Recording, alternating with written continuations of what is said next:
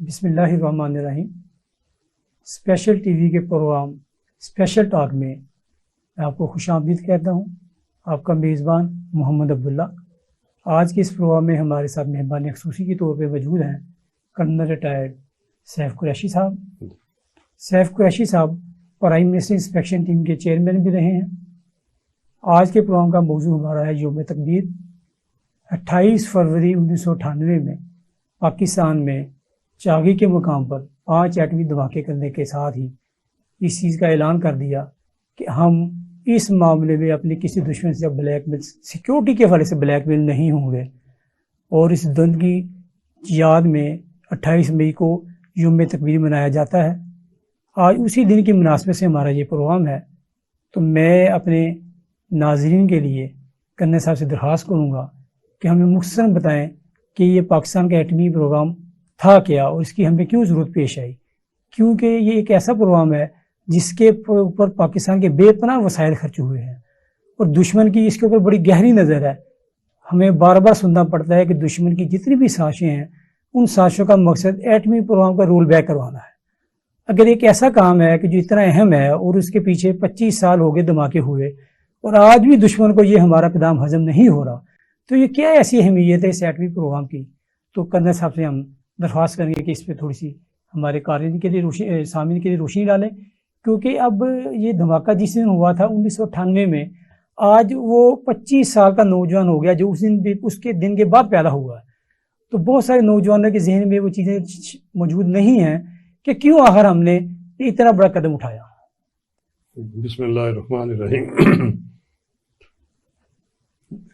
یوم تکبیر کی اپنی اہمیت پاکستان کے دفاع میں اتنی ہی زیادہ ہے اور اتنی ہی اہم ہے جتنی آپ سمجھیں کہ پاکستان کی اپنی سروائیول اور اس کے اپنی سٹیزنز کی سروائیول کا مسئلہ ہے۔ مسلمانوں کو 1857 سے جس جدوجہد اور علیحدہ وطن لینے کے لیے موومنٹ کی ضرورت پیش آئی، اور جس میں قائد اعظم سے لے کے ہر بندے نے اپنا رول ادا کیا، اور الٹیمیٹلی 1947 میں آزادی ملی، مگر ہمارے دشمنوں نے، انڈیا نے اس آزادی کو دل سے تسلیم نہیں کیا۔ پہلے دن سے ہی وہ اس چیز پہ رہے کہ کسی طریقے سے پاکستان کو ختم کر دیا جائے۔ پاکستان کے متعلق ہر قسم کی سازش کی گئی تاکہ پاکستان کمزور ہو، اس کے وسائل کم ہوں، اس کے مسائل زیادہ ہوں، اور یہ اپنے پاؤں پہ کھڑا ہو کے ایک آزاد ریاست کے طور کے اوپر دنیا میں نظر نہ آئے۔ آپ کو یاد ہوگا کہ ہمیں ایک جنگ سے واسطہ نہیں پڑا، انڈیا نے ہمارے اوپر بار بار جنگ مسلط کی، اور بغیر کسی وجہ کے کی۔ 65 ستمبر 65 کا واقعہ ہو یا 1971 کا ہو، اس میں نہ صرف یہ کیا بلکہ انہوں نے ہمارے بھائی بنگالیوں کو ہائیبرڈ وار اور 5th جنریشن وار کا نشانہ بنا کے ان کو اتنا خلاف کر دیا کہ آمنے سامنے ایک دوسرے سے محاصرہ اور پھر جنگ و جدل کی شکل، اور پھر اس شکل میں انہوں نے اپنی فوج استعمال کی اور ہمارے ملک کو دو لخت کر دیا۔ 1971 میں جب ملک دو لخت ہوا تو اس کے بعد ان کی پوری کوشش تھی کہ یہ جو ویسٹرن سائیڈ ہے اور یہ جو پاکستان کا بقیہ حصہ ہے اس کے اوپر بھی حملہ کر کے تو اس کو ختم کیا جائے۔ اس میں کوئی دو رائے نہیں کہ انڈیا کے پاس ملٹری کے اور اکانومی کے دونوں وسائل ہم سے زیادہ ہیں، 5 گنا زیادہ ہیں، اور ہمارے پاس ماس وائز کے اور کوئی طریقہ نہیں رہ جاتا کہ ہم کنونشنل ویپنز کے علاوہ ہم ہائی ٹیکنالوجی کی ویپنز کو استعمال کریں، ہم ایٹامک کی ویپنز کو استعمال کریں، اور ہم اس جنگ سے اپنا دفاع کر سکیں اور بچ سکیں جو بار بار انڈیا ہمارے اوپر نافذ کرتا۔ تو یہ اسی جدوجہد کا نتیجہ تھا کہ پاکستان، اور خاص طور پہ جب یہ دیکھا کہ انڈیا نے ایٹمی دھماکہ خود کر دیا، نہ صرف اس نے ایٹمی دھماکہ کیا بلکہ ایٹمی دھماکہ کرنے کے بعد اس نے ہمیں بلیک میل کرنا شروع کر دیا۔ ایک دم اس کی زبان بدل گئی، اس کے تیور بدل گئے، اور انہوں نے سوچا کہ یہ وہ موقع ہے کہ جب پاکستانی قوم کو نیچے لگا سکے اور اس ملک کو ختم کیا جا سکے۔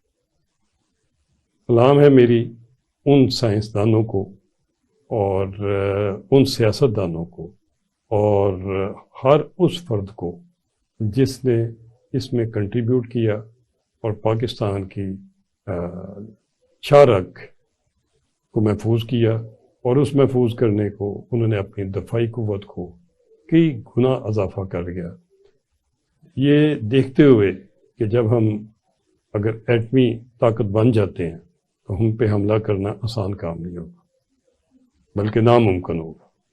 تو یہ جو ابھی آپ یہ سوچئے کہ 98 سے لے کے تو ابھی 2023 تک کے 25 سال گزرے ہیں اور کوئی جنگ و جدل کھل کے انڈیا کی جرت نہیں ہوئی، تو اس کا واحد جو اس کا فیکٹر سامنے آتا ہے وہ یہی ہمارے ایٹمی اثاثے ہی، جن کی وجہ سے ہم پاکستان کو محفوظ کر کے بیٹھے ہوئے۔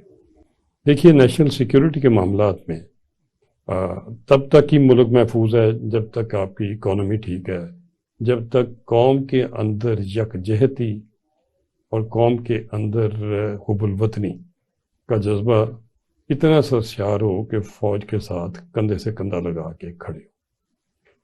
بدقسمتی سے اس وقت کے حالات سے اس وقت پھر ہم اس سازش کا شکار ہیں کہ ہمیں اندرونی طور پہ کمزور کیا گیا، اور میری ہر پاکستانی سے اپیل ہوگی کہ وہ باقی اپنی سیاسی مجبوریوں کو ایک طرف رکھتے ہوئے ملک کے دفاع کو، ملک کی سلامتی کو، ملک کی سولیڈیرٹی کو اور ملک کی یونٹی کو اہمیت دے، تاکہ پاکستان ہوگا تو ہم ہوں گے۔ اگر پاکستان ہی نہیں ہوگا تو پھر کون سے باقی چیزیں رہ جائیں گی؟ حکومت کیا، کس کی حکومت اور کس کی نہیں حکومت، یہ بحث مباحث سے تو تب ہوں گے جب پاکستان ہوگا۔ تو اگر آپ پاکستان کی بنیادی ہٹانی شروع کر دیں گے، پاکستان کو آگ لگانی شروع کر دیں گے، پاکستان کی افواج کے اوپر حملے شروع کر دیں گے، اگر آپ جی ایچ کیو کو، یہ کور کمانڈر کو، فضائیہ کے بیس کو اور شہیدوں کی یادگاروں کو کے اوپر آپ آگ لگائیں گے اور ادھر جا کے آپ اس قسم کی حرکتیں کریں گے کہ جس سے ساری قوم کا سر شرمندہ ہے، تو میرا یہ خیال ہے کہ دہشت گردی، یہ ٹریننگ اور دہشت گردی کے اوپر لوگوں کو لانچ کرنا اور پھر اس دہشت گردی کے کو پالنا اور اس کو ڈیلی اس کو فیول دینا، اور اس کے اوپر آپ دیکھیں کہ ایک نہیں بلکہ 150 جلسے مختلف جگہ پہ کر کے آپ نے لوگوں کو تیار کیا۔ آپ نے فوج کے متعلق نیوٹرل اگر کہ لفظ تھا تو اس کو آپ جانور سے آپ نے تشبیہ دی، آپ نے ملک کے ساتھ اچھا نہیں کیا۔ شکریہ کہ آپ نے ہمیں اس کے پس منظر سے بڑی حد تک آگاہ کیا، لیکن میں یہ سمجھتا ہوں کہ دشمن کا پروپیگنڈا اپنی جگہ پہ موجود ہے یقیناً، لیکن اس پروگرام کو جیسے شروع کیا گیا 72 میں مشرقی پاکستان کی علیحدگی کے تناظر میں، تو یقیناً یہ بھٹو صاحب نے یہ کام کیا۔ اس کے بعد اس پروگرام کو بھٹو صاحب کے جانے کے بعد آگے لے کے جانے کے لیے بڑا سخت پریشر تھا پاکستان کے اوپر۔ اس دوران پھر ضیاء الحق صاحب کی گورنمنٹ آ گئی جو ملٹری کی گورنمنٹ تھی، لیکن ملٹری کی گورنمنٹ میں یہ دھماکے کرنے کا ہمیں موقع نہیں مل سکا۔ دھماکہ کرنے کا موقع ہمیں تب ملا جب نواز شریف صاحب کی حکومت تھی۔ اب ہماری اگر سوسائٹی میں پولیٹیکل ڈویژن دیکھیں تو ان 3 شخصیات کے اوپر کسی کا کنسنسس نہیں ہے۔ بھٹو کو ماننے والے ضیاء الحق کو نہیں مانتے، ضیاء الحق کو ماننے والے بھٹو صاحب کے فالوورز کو نہیں مانتے، لیکن میں یہ دلچسپ جو ایک فیکٹ ہے کہ ان تینوں متضاد شخصیات نے اس موقع کے اوپر کہ ایٹمی پاکستان کا جو پروگرام ہے یا پاکستان کا جو دفاع ہے، جو بھی آپ نے اتحاد کی بات کی، کم سے کم حکومتی سطح پہ تو پاکستان کے دفاع کے اوپر ہمیں ہر گورنمنٹ کنسسٹنٹ نظر آتی ہے۔ اس کے اوپر آپ کا کیا خیال ہے کہ یہ واقعی؟ جی میں عرض کرتا ہوں، دیکھیں جی، میں یہ سمجھتا ہوں کہ اس ملک کا ہر فوجی کمانڈر اور اس ملک کا ہر سیاستدان اس ملک کا ہر وزیر اعظم اور اس ملک کا ہر صدر اور اس ملک کا ہر سائنسدان جو اٹامک انرجی کے ساتھ منسلک رہا، جو ڈاکٹر قدیر کی لیبارٹری کے ساتھ، ریسرچ لیبارٹری کے ساتھ منسلک رہا، انہوں نے رات دن 24 گھنٹے کام کر کے اور جس جان فشانی سے اور جس طریقے سے وہ ملک کو اس قابل کیا کہ ہم ایٹمی طاقت بن گئے، یہ کوئی چھوٹی سی بات نہیں۔ بے شک اس کے لیے لوگوں نے بڑی قربانیاں دی ہیں، ہر قسم کی مالی قربانیاں بھی دی ہیں، جانی قربانیاں بھی دی ہیں، اور پتہ نہیں کدھر کدھر اور کس کس دنیا کے کونے سے جا کے کیا کیا پرزہ اٹھا کے لا کے ہم نے یہ ممکن کی۔ کوئی نہیں چاہتا تھا دنیا میں کہ پاکستان ایٹمی قوت ہو کسی بھی قیمت پہ، اور پھر ہمارے سیاستدانوں نے اس کی سزا بھی بھگتی، بٹو کو پھانسی لگایا گیا، سوائے اس کے اور انٹرنیشنلی اس کا کوئی اور قصور۔ اب یہ دیکھیے ضیاء الحق کا جہاز گرایا گیا، ہمیں انہوں نے وار آن ٹیرر سے 20-30 سال رگڑا دیا، سارے ملک کو۔ ٹیررزم آج بھی ہماری جان نہیں چھوڑ رہا، اور اس کے علاوہ میاں نواز شریف، اور باوجود اس کے کہ ہم لوگ ایٹمی اثاثے بنا چکے تھے اور وہ ضیاء الحق کے وقت تک میں ہی بنا لیے تھے، مگر دھماکہ کرنے کی جرت نہیں ہوئی تھی۔ وہ جرت جو کی، وہ ہمت جو کی، وہ جو طاقت اللہ تعالیٰ نے دی یا اعزاز دیا، وہ میاں نواز شریف کے حق میں آیا کہ انہوں نے باوجود اس کے کہ ملک میں نہیں تھے، باکو میں تھے اس دن، جو ہی ان کو پتہ چلا دیر اینڈ دین فیصلہ کیا انہوں نے کہ ہم دھماکے کریں گے، اور جتنے بھی لوگ متعلقہ تھے تمام کو اطلاع کر دی گئی کہ فوری طور پہ تیاری کریں، اور پھر یہ رات دن کام ہو کے یہ چاگی والا سلسلہ اور یہ 6 دھماکے جو کیے گئے اس کے متعلق یہ سارے قومی ہیرو ہیں جی، یہ سارے کے سارے، کوئی اس کے اوپر بحث مباحثے کی گنجائش نہیں ہے۔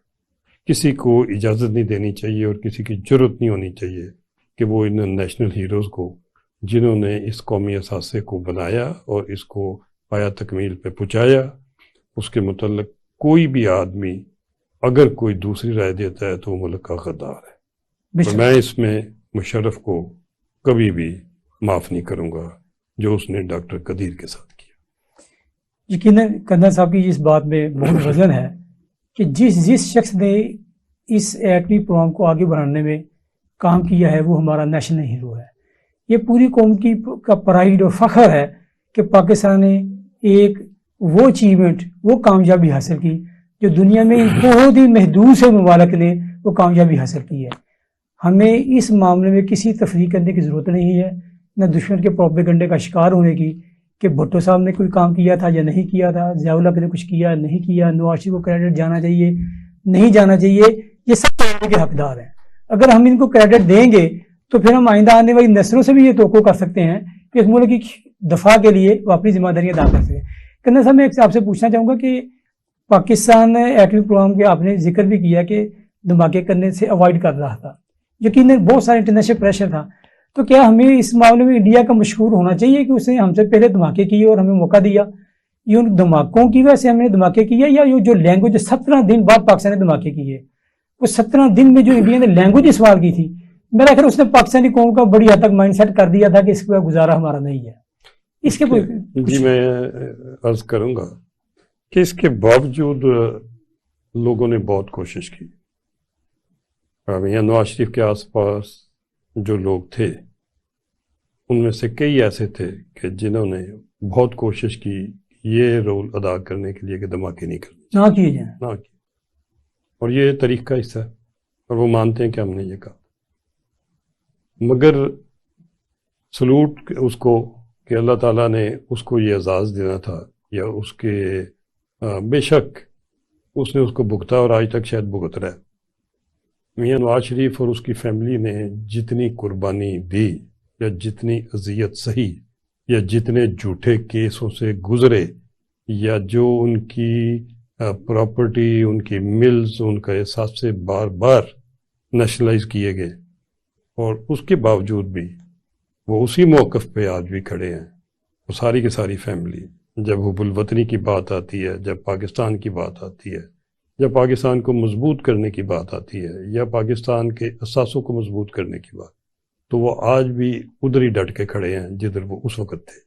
میں ایک اور چیز ہسٹری کی واضح کرتا، کلنٹن نے جو اس وقت صدر تھا اور جس نے یہ ان کو 5 بلینز کی آفر بھی کی، کئی فون بھی کیے، اور وہ کھڑا ہو کے، میں اس کی تقریر آئی تھی سوشل میڈیا پہ کل دیکھ رہا تھا، اس نے خود کنفیس کیا کہ ہم نے پورا زور لگایا مگر شاباش نواز شریف کو کہ اس نے وہ باز نہیں آیا۔ بہت دلیری دیکھی، دلیری تو اس کی ریکارڈڈ ہے، وہ تو بھگت رہا ہے اس دلیری کو آج تک۔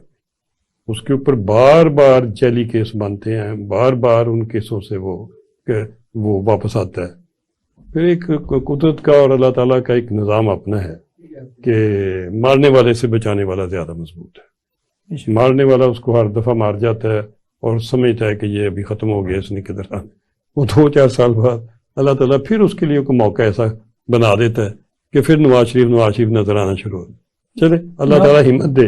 اور اس میں ساتھ مجھے یہ بھی میں موقع اویل کرنا چاہوں گا، ترکی کے پریزیڈنٹ کو، اردگان کو اللہ تعالیٰ نے تیسری بار موقع دیا ہے ترکی کی صدارت کا اور مسلمانوں کی کاز کو لیڈ کرنے کا۔ میں دعا مانگتا ہوں کہ اللہ تعالیٰ اس کو صحت دے اور اس کو طاقت دے اور اس کو ہمت دے کہ وہ کندھے سے کندھا لگا کے تو پاکستان کے لوگوں کے ساتھ کھڑا ہو کے نہ صرف پاکستان کو بلکہ فلسطین کو، عربوں کو اور ساری دنیا کے مسلمانوں کے لیے ایک مثال قائم کر کے جائے کہ جب بندہ اللہ کے نام پہ اور اللہ کی راہ میں بندہ کھڑا ہو جاتا ہے تو پھر کوئی طاقت اس کو نیچا نہیں دکھا سکتا۔ صاحب یہاں پہ ایک چھوٹی سی بریک لیں گے، جی، بریک کے بعد پھر گفتگو جاری رہے گی۔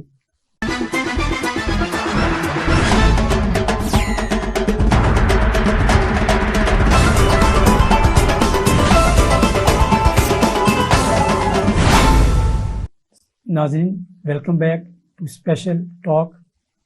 کنر صاحب بھی آپ نے گفتگو کے شروع میں ذکر کیا کہ ہمارا جو پروگرام ہے دشمن کی نظر میں بہت کھٹکتا ہے، اور آئے دن اخبارات میں ہم پڑھتے بھی ہیں کہ جو IMF کا پروگرام ہے یہ ہمارے ایٹمی کو رول بیک کرنے کے لیے ہے، فلانا جو ان کا وزیر بولا ہے، کوئی صدر بولا ہے، تو انہوں نے کہا جی آپ اپنے اس پروگرام کو پیچھے لے کے جائیں۔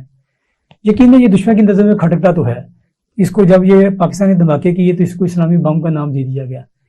ابھی آپ نے اردوان صاحب کا ذکر کیا کہ وہ پاکستان کے اور اسلامی کاز کے لیے وہ بڑے کمیٹڈ ہیں، تو یقیناً پاکستان تو بنا ہی اسلام کے نام پہ تھا، تو میرا پاکستان کی جو میکنگ ہوئی ہے وہی دشمن کے لیے ایک تھریٹ ہے کہ یہ اسلام کے لیے بنا ہے، اسی لیے انہوں نے اس کو اسلامی بم کا نام دے دیا ہے۔ تو ایک تو میں آپ سے یہ پوچھنا چاہوں گا کہ آپ پاکستان کو اس سلسلے میں اسلامی دنیا کی کوئی مدد دستیاب رہی ہے؟ دوسرا یہ اگر اسلامی بم ہے تو کیا دنیا جو ہے واقعی پاکستان سے تھریٹ فیل کرتے اس کو رول بیک کروانے میں انٹرسٹڈ ہے؟ میں عرض کروں، یقینی طور پہ ہمیں اسلامی دنیا کے لیڈران نے اس وقت مدد کی اور بڑی کنکریٹ مدد کی، اور میں سمجھتا ہوں کہ تاریخ کا یہ حصہ کہ شاہ فیصل نے یا قذافی نے یا چاند ایک اور حکمرانوں نے کوئی کسر نہیں چھوڑی۔ ہم جدھر آج کھڑے ہیں اس کے اندر ہم کبھی بھی لیبیا کے عوام، سعودیہ کے عوام اور ان کے ملک، کوئی موقع ایسا نہیں کہ ہم ان کے شکر گزار نہ ہوں۔ ہمیں ہر وقت ان کی بہت اور ایون ٹرکی کے لوگوں نے اور ٹرکی کے حکمرانوں نے، کسی بھی اسلامی ملک نے ہمارے ساتھ غداری نہیں کی، ایران کے اور ہمارے ہمسائے سمیت کوئی بھی افغانستان ہاں۔ ابھی رہ گیا اس کا کہ انہوں نے، ہم نے تو اس کو اسلامی بم کا نام نہیں دیا، بالکل، مگر جن پہ جا کے اس نے گرنا ہے ان کو پتہ ہے، اور پھر جتنا ہم اس کو بہتر کر گئے ہیں ٹیکنالوجی سے، یہ بھی ان کو پتہ ہے، تھریٹ وہ فیل کرتے ہیں۔ ہم انڈیا کے کیا، ہم باقی دنیا کے ایٹمی بموں سے بھی بہت آگے ٹیکنالوجی لے جا چکے ہوئے۔ اگر کبھی ہمارا میچ پڑا تو انشاءاللہ تعالیٰ یہ قوم میچ جیت کے دکھائے گی۔ باقی یہ کہ ہمیں ایک ہی طریقہ ہے ہمیں مارنے کا، کمزور کرنے کا، وہ طریقہ ہے کہ ہمیں اندرونی طور کے اوپر کمزور کیا جائے۔ ہمارے اوپر اسرائیلی लॉबी के, यहूदियों के और बाकी दीगर ताकतों के एजेंट्स पैदा किए जाएं हमारे लोगों में, उनको फाइनेंस किया जाए, उनको $1 बिलियन खर्च किए जाएं, उनकी मीडिया कैंपेन की जाए, उनको लीडर इतना ऊंचा बना के सामने दिखाया जाए इंटरनली कि पाकिस्तान के अवाम दीवाना बार उनके पीछे जाए। आखिर में पता चले कि ये तो गैर मुल्की एजेंट थे और यही ले डूबे। हुआ ये जी कि जितने भी इससे पहले इस्लामी मुल्क ख़त्म हुए हैं गैर मुल्की एजेंसियों से और गैर मुल्की ताकतों से, वो मुख्तलिफ फेजेस में कमज़ोर किए गए। उनकी इकॉनमी कमज़ोर की गई, उनके वसाइल ख़त्म किए गए, उनकी एजुकेशन टेक्नोलॉजी ख़त्म की गई, उनकी नई यूथ को बेराह रवी की तरफ लगाया गया और आखिरी स्टेज पे उनकी फ़ौज के ऊपर उसी कौम से यूथ से हमला करवाया गया। उनकी फ़ौज को 2 हिस्सों में तकसीम किया गया, कौम को लड़ाया गया, सिविल वार कराई गई और वाइंड अप करके तो जो कोई मुहिब वतन लीडरशिप थी उसको सड़कों पे घसीटा गया। इधर भी उन्होंने आखिरी स्टेज तक ले आए।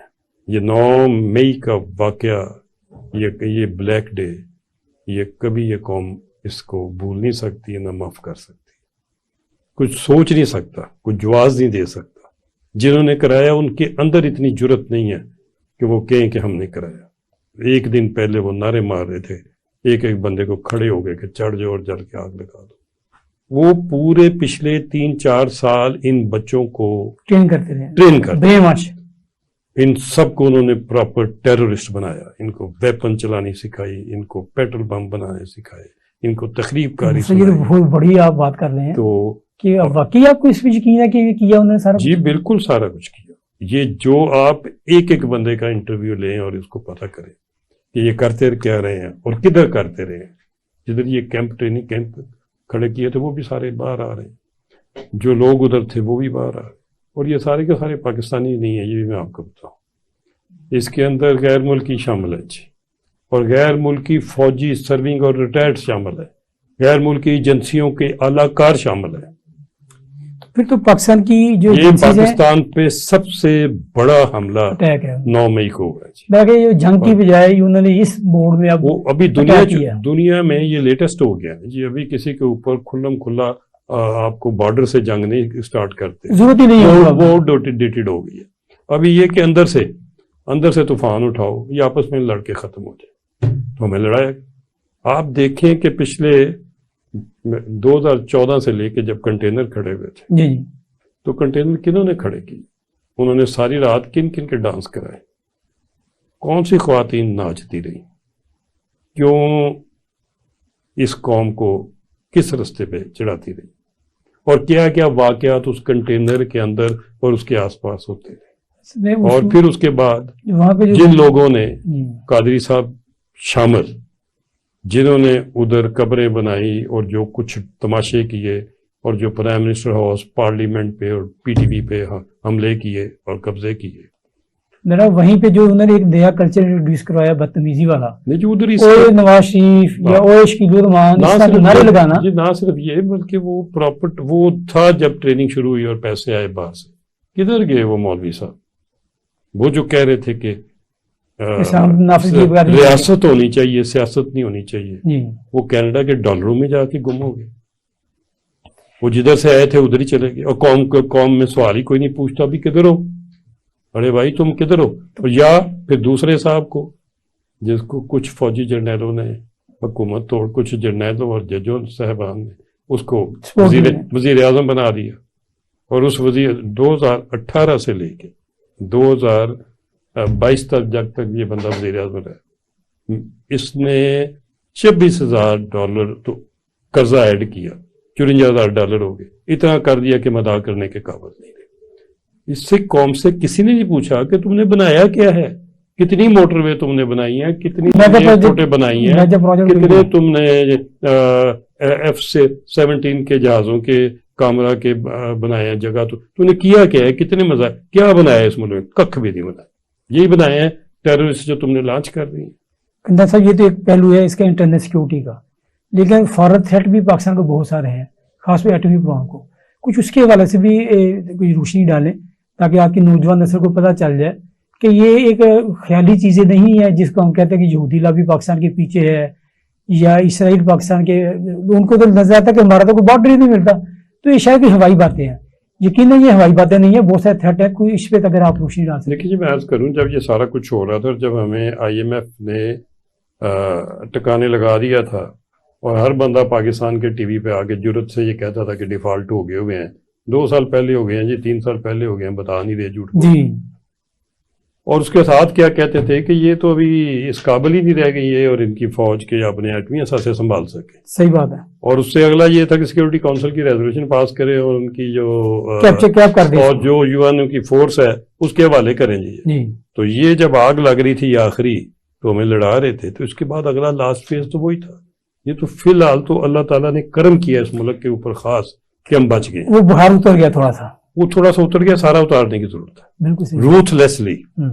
یہ کوئی پاکستان کے یہ نہیں کہ یہ جن بچوں کو پتہ نہیں تھا اور یہ بچے کسی کے کہنے میں آگے نہ آنا.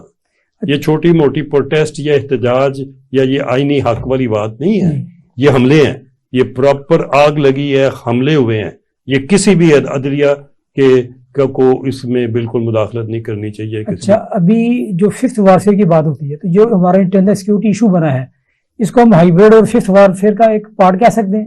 یہ پوری جنگ ہی ہائیبرڈ کی ہے. یہ تو پچھلے 5 سال سے ہمارے گلے پڑی ہوئی تھی اور یہ 14 سے لے کے ابھی 23 تک پچھلے 8-9 سال یہ ہم ساری ہائیبرڈ وار سے گزر رہے ہیں ہر دن. آپ سوچیں کہ یہ لوگ جو جن کو پیچھے سے فائننس آ رہی ہے اور ساتھ سکرپٹ آتا ہے، وہ تو ایک دن نہیں دیتے. وہ صبح دوپہر شام کوئی نہ کوئی ایکٹیویٹی کر کے سارے ٹی وی اسٹیشن 1-1 گھنٹے کے لیے دکھا رہے ہوتے.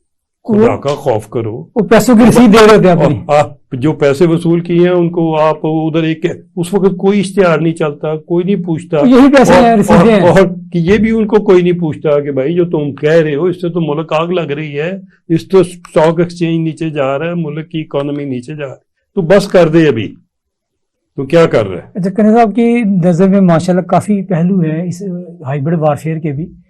تو اب ایٹمی دھماکہ کر کے آپ نے ایک دفعہ تو جو لیٹسٹ ٹیکنالوجی تھی وہ اچیو کی اور دشمن کا منہ بند کر دیا.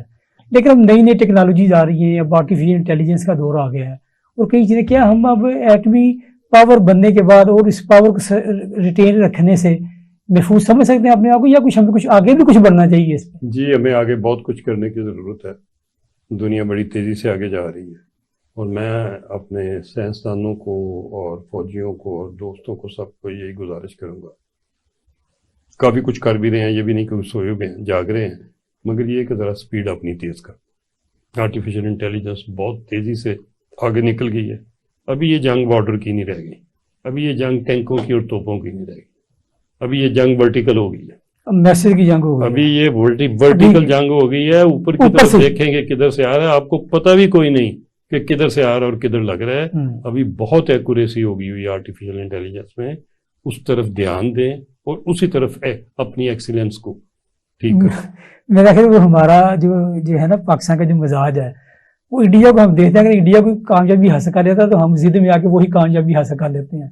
پھر تو ہمیں دعا کرنی چاہیے کہ دشمن ہمارا کوئی کامیابی حاصل کرے تاکہ ہم بھی اس کے مقابلے وہ کامیابی حاصل کریں، کیونکہ ادروائز تو ہمیں کوئی نظر نہیں آ رہی اس طرح کی چیز. میں عرض کرنا چاہوں گا کہ جی ایک ایسی چیز ہے کہ اس میں ہم اس کا انتظار نہ کریں. ٹھیک ہے، ٹائم بہت کم ہے، چیلنج بہت زیادہ ہیں. ہم آگے نکل جائیں، ہم دنیا ساری سے آگے نکل جائیں. ہم چھوٹے سے ملک ہیں، تھوڑے وسائل ہیں جو ہمارے اگر پاس اللہ تعالیٰ نے ٹیلنٹ دیا ہوا ہے. ہمارے پاس دنیا کے بیسٹ سائنسدان پاکستان کے پاس، ہم ان کو استعمال کریں بیشتر اس کے کہ ہم کسی کے انتظار میں لیٹ ہو. ٹھیک ہے. اچھا کنزا صاحب، یہ جو یوم تکبیر ہم منا رہے ہیں، یہ کوئی گورنمنٹ آتی ہے وہ منا لیتی ہے، کوئی گورنمنٹ آتی ہے وہ منانا ہی چھوڑ دیتی ہے. تو آپ کی نزدیک ان دنوں کو منانے کی کوئی اہمیت ہے؟ اگر اہمیت ہے تو پبلک کو کیا میسج آنا چاہیے کہ جس سے ہم اس کو یوزفل بنا سکیں؟ جی، پبلک کو یہ میسج جانا چاہیے، اس کو نیشنل ڈے کے طور پہ ہر سال منانا چاہیے اور ہر بچے کو پتہ ہونا چاہیے کہ ایٹمی اثاثے ہیں تو پاکستان ہے تو وہ اور اس کی فیملی خوشحال. پاکستان کی خوشحالی، پاکستان کی سلامتی، پاکستان کی بہتری سب کچھ اسی میں ہے، اسی میں منسلک ہے کہ پاکستان ان اثاثوں کو سنبھالے، جنگ و جدل سے بچے، کسی بھی ٹریپ میں نہ پھنسے، نہ ایسٹ میں نہ ویسٹ میں نہ کسی اور سے، سب پنگے جتنے ہیں ان کو اوائڈ کرے، گردن نیچے پھینک کے جیسے باقی قوموں نے اپنی اکانومی ٹھیک کی اور اپنی انڈسٹریلائزیشن کی اور اپنی پراسپیرٹی ٹھیک کی، وہ کریں۔ چائنا کی مثال سامنے ہے، جاپان کی ہے، جرمنی کی ہے، بے شمار ملکوں کی ہے، جس طرح سے ان پاکستان مثالوں کو لیں۔ اور یہ جو ہمارے پاس اس وقت جنگ و جدل لگی ہوئی ہے کہ یہ ہمیں اندر سے ہی کچھ سیاستدان ہمیں مارنے پہ لگے ہیں، ان سے ہماری جان بخشی کرائیں۔ جس طرح سے بھی شروع میں بات کی تھی کہ بھٹو صاحب، ضیاء الحق صاحب اور نواز شریف صاحب، کسی بھی گورنمنٹ کو موقع ملا ہے تو وہ اس پروگرام کو لے کے آگے بڑھے ہیں۔ تو میرا خیال معیشت اب وہ محاذ ہمارا بن گیا ہے فی الوقت۔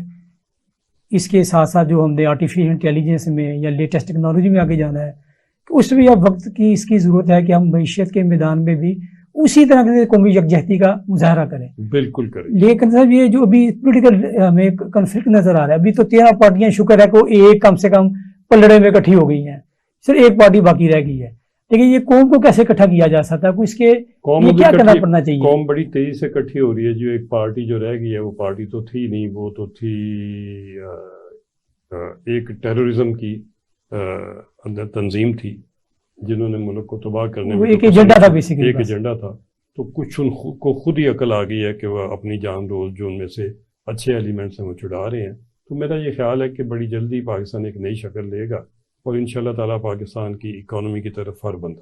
ابھی وہ ٹائم ہے کہ جب ساری پارٹیوں کو اکانومی کے کنسنسس کے اوپر جھنڈا پکڑ کے تو کام کرنا چاہیے، بھول جانا چاہیے لیفٹ رائٹ کہ وزیر اعظم کون ہے، یہ کون ہے، وہ کون ہے، اسمبلی کون ہے، یہ سارا کچھ بعد میں دیکھا جائے گا، پہلے ملک کی بنیادیں تو بنا دیں۔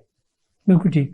اچھا، ابھی آپ نے یہ ایک بڑی زبردست بات کی کہ ہمیں کسی بھی لڑائی سے، کسی بھی جھگڑے سے دور رہنا چاہیے، نہ ویسٹ نہ رائٹ نہ لیفٹ۔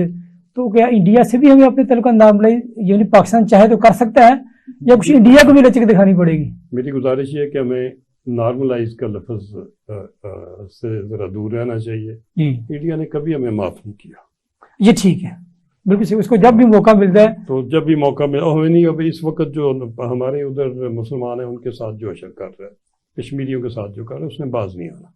بہتری ہے ہم ان سے خام خواہ معاذرائی خود کریٹ نہ کریں اور کوشش کریں کہ ہم اپنے ان کی طرف سے اگر معاذرائی کی کوشش ہوتی ہے، جواب اس کا پورا دیں، مگر اس کو اتنا کی دیں جتنی کہ وہ شرارت کرتے، اور خود سے دوستی کی بھی کوشش نہ کریں، نہ دوستی کی کوشش بھی نہ کریں، دشمنی کی بھی نہ کریں۔ ہاں ٹھیک ہے۔ جی میرا خیال یہ بہترین اسٹریٹجی ہو سکتی ہے پاکستان کی، کہ پاکستان اس کے انڈیا کے ساتھ اپنے تعلقات کو جو ہے وہ جہاں پہ جس سٹیج پہ بھی ہیں خود سے خراب کرنے کی کوشش نہ کرے، اور انڈیا کوشش کرے تو پاکستان اس کو کسی طریقے سے نہ، یعنی اس کو ماڈریٹ کرنے کی کوشش میں کرے۔ کروں کہ جی اگر ہمیں کوئی 10 سال مل جاتے ہیں اپنی اکانومی کو اور دفاع کو ٹھیک کرنے کے لیے، انشاءاللہ تعالیٰ انڈیا اندر سے خود ٹوٹے گا۔ صحیح۔ وہ ہمیں توڑنا چاہتا تھا، انڈیا اندر سے خود ٹوٹے گا، اور وہ موقع آئے گا کہ جب انڈیا سمیت ادھر مسلمان سب سے تکڑے ہوں گے۔ تو ڈاکٹر، ایک پاکستان کی سیکیورٹی کے ایلیمنٹ میں جو پاکستان کے ایک بارڈر کے اوپر ہمیشہ پچھلے 40 سال جنگ کوئی نہ کوئی لگی رہی ہے، جو افغانستان والا بارڈر ہے، کیا وہاں سے پاکستان کو کچھ سکون کی خبر آئے گی؟ کیونکہ اگر وہاں سے سکون آ جاتا ہے تو پاکستان بھی اکانومی پہ کوئی توجہ دے سکتا ہے۔ اگر 3 بارڈر ہمارے اس وقت دنیا کے اندر بڑی تیزی سے جیو اسٹریٹجیکل ڈیولپمنٹس ہو رہی ہیں۔ جی، اگر آپ تھوڑا سا غور کریں، آپ سوچ نہیں سکتے تھے کہ کبھی سعودیہ اور ایران اکٹھے ہو جائیں گے۔ بے شک آپ سوچ نہیں سکتے تھے کہ سیریا بھی سعودیہ چل کے چلے جائے گا۔ سعودیہ اتنا غیر ملکی طاقتوں نے 50 سال اتنی تباہی کر کے اور اتنی دشمنیاں ڈال کے اتنا کچھ کر دیا ہوا تھا کہ اس کے درمیان میں نزدیک آنے کا چانس کوئی نہیں تھا۔ صحیح۔ مگر ایک طاقت نے ان کو اکٹھا کر کے، بجائے ان کو لڑانے کے اور ان کو توڑنے کے، ڈیوائڈ اینڈ رول کی بجائے یونائٹ اینڈ پراسپر کے اوپر لے آئے ہیں۔ اس طاقت کا ہمیں شکریہ ادا کرنا چاہیے۔ بے شک چائنا کا ہمیں شکریہ ادا کرنا وہ طاقت وہی طاقت ہے جو پاکستان کی دوست طاقت ہے، دوست طاقت ہے۔ اور یہ اللہ کا کرم ہے کہ اللہ تعالیٰ نے مسلمانوں کو کوئی راہ دکھائی ہے اکٹھے ہونے کی۔ یہ وہ وقت ہے کہ جب اردگان بھی بچ گیا، بڑی کوشش ہوئی ہے اس کو الٹانے کی، اور یہ امریکہ سارا لگا رہا ہے اس کو الٹانے کے لیے. اگر اللہ تعالیٰ اس میں بھی وہی رجیم چینج والا جو ایلیمنٹ یہاں تھا تو ادھر بھی تھا, ادھر بھی کیا. تو یہ اگر وہ بچ گیا ہے تو پھر وہ ٹائم ہے کہ سعودیہ میں بھی اگر امن ہے, ادھر بھی شہزادہ بچ گیا ہے. اگر ایران میں بھی ادھر بھی پوری لگی ہوئی تھی پوری کی پوری, پچھلے 2-3 سال سے سارے طالب علم باہر تھے, آگ لگا, ادھر بھی بچا ہو گیا ہے. تو بھی وہ ٹائم ہے کہ یہ اکٹھے ہو کے تو جھنڈا اوپر کریں.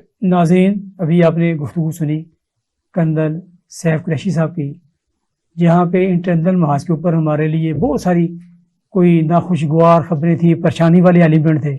کنڈل صاحب کی باتوں سے لگتا ہے کہ ایکسٹرنل محاذ پہ پاکستان کے لیے بہت ساری مسلمانوں کے لیے, عالمی اسلام کے لیے کچھ اچھی خبریں بھی ہیں.